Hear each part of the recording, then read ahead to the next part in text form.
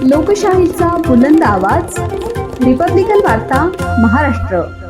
अवैधरित्या वास्तव्य करणाऱ्या 4 बांगलादेशी महिला व त्यांना बनावट ओळखपत्रे तयार करून देणारा एजंट ताब्यात. पुणे शाखा युनिट क्रमांक 1 ची कारवाई. माननीय पोलीस आयुक्त नाशिक शहर यांनी नाशिक शहरात अवैधरित्या वास्तव्य करणाऱ्या बांगलादेशी इसमांचा शोध घेऊन कार्यवाही करण्याबाबत आदेशित केले होते. त्या अनुषंगाने माननीय पोलीस उपायुक्त गुन्हे, माननीय सहाय्यक पोलीस आयुक्त गुन्हे शाखा नाशिक शहर यांनी सूचना दिलेल्या होत्या.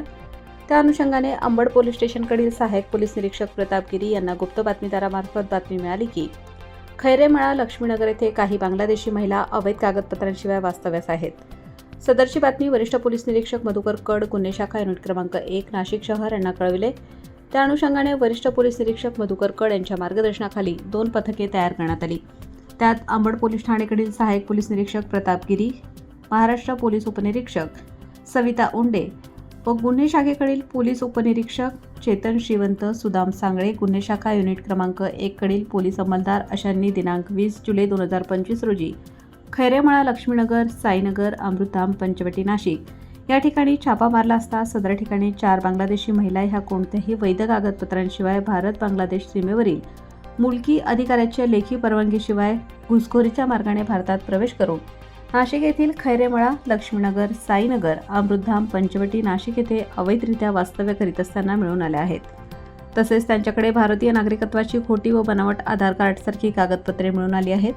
त्याबाबत त्यांच्याकडे अधिक विचारपूस करता त्यांनी सदरची कागदपत्रे ही त्यांना नवजीत भवनदास वय 38 वर्ष, राहणार खैरेमळा, लक्ष्मीनगर, साईनगर, अमृतधाम, पंचवटी, नाशिक, जगदीश मिस्त्री, राहणार आराजंग, सुरत व 2 बांगलादेश येथील इसम यांनी वेगवेगळ्या राज्यामध्ये बनवून दिल्याबाबत सांगितले.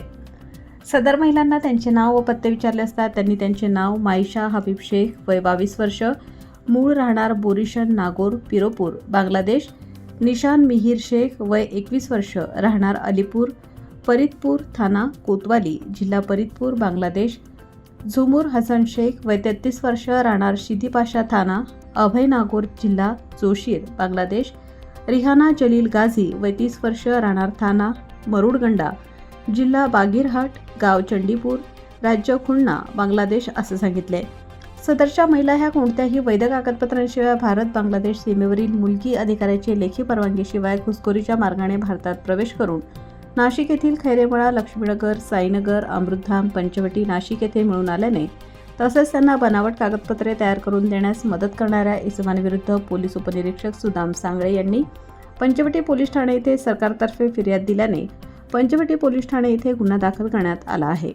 नाशिक आयुक्तालयातील क्राईम ब्रँच युनिट 1च्या पथकाला एक माहिती मिळाली की 4 महिला त्या बांगलादेशच्या आहेत, परंतु खोट्या डॉक्युमेंटवर नाशिक शहरात वास्तव्यास आहेत. त्या अनुषंगाने त्यांनी रेकी करून विशेष पथक तयार करून त्या ठिकाणी छापा मारला.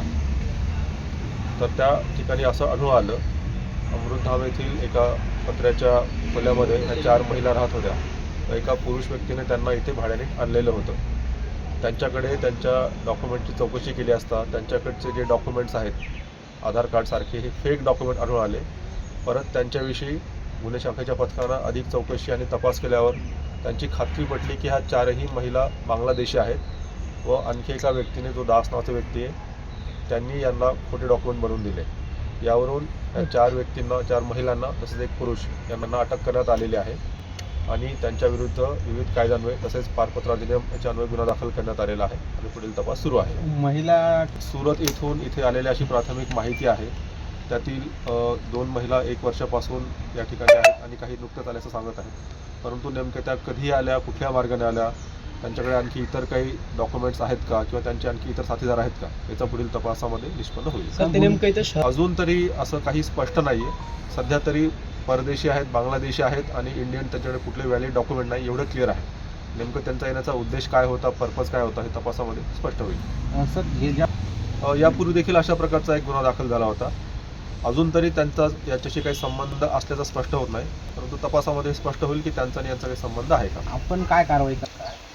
आता याच्यानंतर यांना मान्य न्यायालयापुढे हजर केलं जाईल आणि परत कोर्टाच्या निर्देशनाप्रमाणे पुढील डिपोटेशन वगैरे कारवाई होईल. सर, आहेत का किंवा पुरुष आहेत का बांगलादेश? सध्या तरी ह्या 4 महिला आपल्या निदर्शनास आलेल्या आहेत. बांगलादेशींविषयी चौकशी आणि सर्च मोहीम सुरूच आहे कंटिन्युअसली. इतरही देखील ठिकाणी अशी सर्च मोहीम अजूनही सुरू आहे आणि जर अशा प्रकारचं कुणीही विदाऊट डॉक्युमेंट सापडलं तर त्यांच्यावर देखील कारवाई केली जाईल. आपल्या तपासात सध्या तरी ह्या 4 जणींना इथे इंडियामध्ये आणण्यासाठी काही लोकांनी मदत केलेली आहे. त्यांची नावं देखील कळलेली आहेत. त्यापैकी एक जण आपल्या ताब्यामध्ये आहेत. इतरही त्यांचे आणखी इंडियामध्ये आणण्यासाठी काही मदतनीस असू शकतात. त्यांचा देखील शोध घेतला जाईल.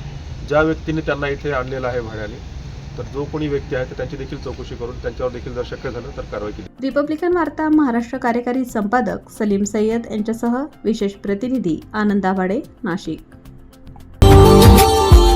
Subscribe now and press the bell icon.